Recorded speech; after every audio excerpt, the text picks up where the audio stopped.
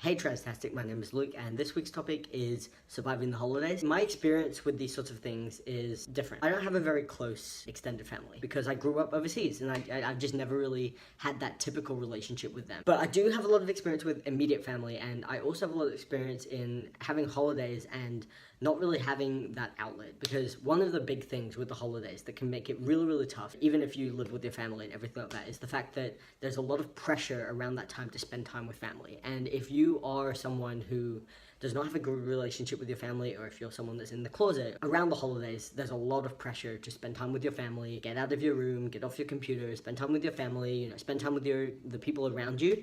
And for a lot of people, that can be really, really difficult. And for me, that was really, really difficult. And it was heightened by the fact that all of my friends lived in a complete other country when I was at boarding school. And I would go home to Hong Kong and I wasn't out, or if I was out, there was, tension around my gender and things like that.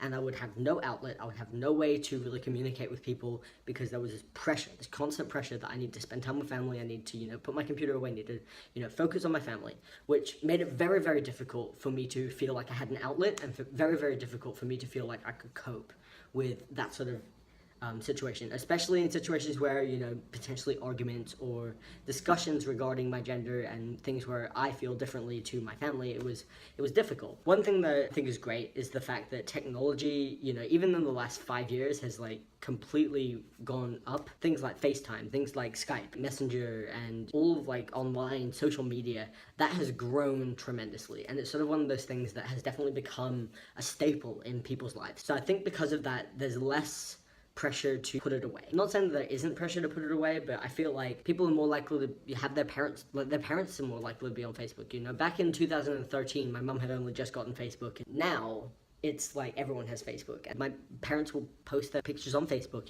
It's like a thing that everyone uses, so there's less pressure to put it away, which I think is really, really good. My advice would be to, if you are in a situation where you are uncomfortable around the holidays and around your family, just know that it is temporary. The holiday period will pass, and from then on you will be able to, move forward and spend more time with the people who you feel like support you and things like that. I would often not enjoy the holidays as much as I used to, because I felt like there was this huge thing, this big elephant in the room that I had to ignore, and that my family was ignoring, and that we were kind of all just pretending to have a great time and everything was wonderful, when realistically it wasn't like that. And that was really tough. And I think if you're in that situation, it's really hard for me to actually give you advice, because every family is different, and you don't want to be in a situation where you end up putting yourself at risk and putting yourself at danger, particularly if you don't have support around you. So I think that it's very important that for these situations that you definitely analyze your own personal situation, because what might have worked for me might not work for someone else. But I think the best thing is just knowing that it does end. It's only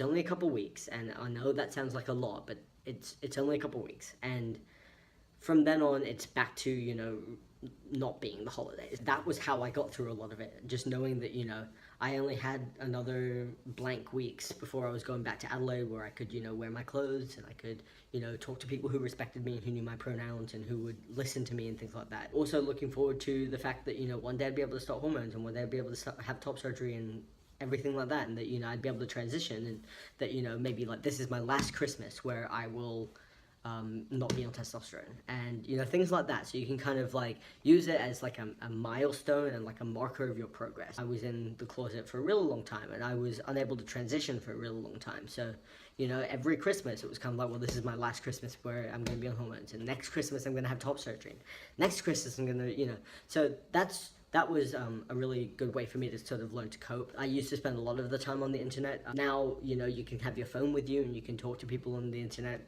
as much as you want, talk to people who are supportive. Depending on the situation, in terms of your family dynamic and things like that, if you have people who accept you and are supportive of you and your family, maybe letting them know that this is a tough period of time for you and that you might need some extra support during that might be helpful as well. So something that, I was always worried about in the closet, things like that, was receiving gifts that were really, really feminine, and how I would respond to these sorts of things. And I think the best option for this, and this is sort of the option that I kind of unintentionally did without realizing it, definitely ask for gender neutral things, and things that aren't necessarily very gendered. Asking for something like a video game, or a book, or something like that, something that you can enjoy, but even if it is sort of more feminine, it's not going to be as dysphoria inducing. I used to get a lot of video games, a lot of things like, you know, sciencey things, that because I really love science and that's sort of my thing. Tech things, so like, you know, headphones and things like that. You know, those sorts of things are the things you can use, and they're also things that are not going to cause an argument. You're less likely to be given something like a dress or something like a perfume that you won't want and that will cause you dysphoria and that you kind of feel obligated to wear. It sounds very obvious, you know, ask for gender neutral things, but I definitely found that if people asked me what I wanted for Christmas and I had a clear list and I was kind of like, instead of saying, oh, I don't know what I want for Christmas or things like that, if I said, oh, you know, I'm really looking at getting this thing, I'm more likely to get that thing than being given something that's super feminine. Just being direct with, you know, things like that, and not necessarily making it about your gender. So like maybe not, you know, saying like, oh, I don't want to wear a dress, and like, don't buy me a dress because I'm not a girl, and making a big deal out of it. And just know sometimes people are trying. It's not always malicious, but sometimes it's malicious, and I guess you just gotta pick your battles in terms of that. You know, don't get shitty at your grandma for buying you a dress when they don't realize you're trans and they don't know and they're just trying to be nice, you know? And I mean, I'm not saying that everyone in your family is not going to try and hurt you, and just be open to the fact that it might not necessarily be a malicious thing. Because I was very angry anytime I would be given something that was even slightly like not masculine, or, you know, was implied that, you know, it was because I was a girl. I'd be really frustrated and angry and annoyed. And like, a lot of this was unwarranted because I hadn't come out to these people. They didn't know, you know? Just because they don't know me well enough to know that I'm not a feminine person, then that I wouldn't appreciate a perfume, or that I wouldn't appreciate things like that, you know? I'm talking less about like my family, I'm talking more like sort of family friends and things like that, you know? People I know but aren't really close with. I got like a lot of things like that from those sorts of people. A lot of the time it's not malicious. They're just trying to get you a gift, and they're trying to show that they, you know, they care about you.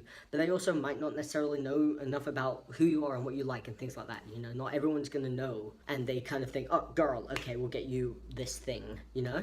And that's annoying. And if you are out, then they might have forgotten, or they might not understand, in which case you can kind of use that as a learning opportunity. You can explain to them if you feel safe enough to do so. I don't know, there are a whole bunch of different ways you can tackle the holidays. I think that just the main thing is realizing that it is only temporary. It's only a couple weeks, and then once it's done, it's done. And, you know, you've got another year where you don't have to deal with that, and you can kind of recover, talk with people you care about who understand, and they'll be able to help you kind of process it all, and it gets better. I love the holidays now. I love being able to go back home and spend time with my family, and, you know, I used to despise it. Not because I didn't love my family, but because I just felt like I couldn't be myself, and that I was hiding something so big, and that, you know, I couldn't tell anyone because they would, you know, they would not accept me. And it's really a really hard thing to kind of come to terms with. And even now, you know, as much as I love it, sometimes I still feel a little bit like I have to be a bit more reserved and things like that. And I don't. It's just my head. I've got to go because I'm going to be really late for work. I hope you guys have a great week. I hope you guys have a great holidays, and it gets better. I'll see you guys next week. Bye.